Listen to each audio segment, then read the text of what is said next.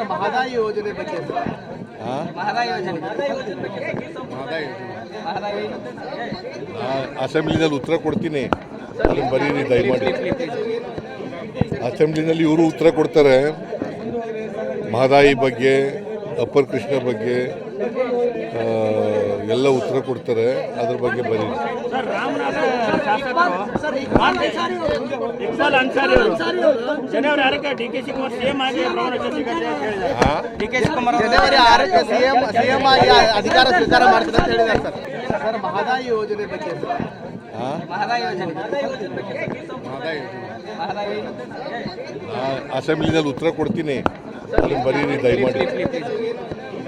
ಅಸೆಂಬ್ಲಿನಲ್ಲಿ ಇವರು ಉತ್ತರ ಕೊಡ್ತಾರೆ, ಮಹದಾಯಿ ಬಗ್ಗೆ, ಅಪ್ಪರ್ ಕೃಷ್ಣ ಬಗ್ಗೆ ಎಲ್ಲ ಉತ್ತರ ಕೊಡ್ತಾರೆ, ಅದ್ರ ಬಗ್ಗೆ ಬರೀರಿ.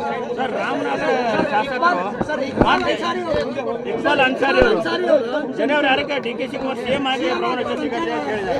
ಡಿ.ಕೆ. ಶಿವಕುಮಾರ್ ಜನವರಿ 6ಕ್ಕೆ ಸಿಎಂ ಆಗಿ ಅಧಿಕಾರ ಸ್ವೀಕಾರ ಮಾಡ್ತಾರೆ ಅಂತ ಹೇಳಿದ್ದಾರೆ ಸರ್.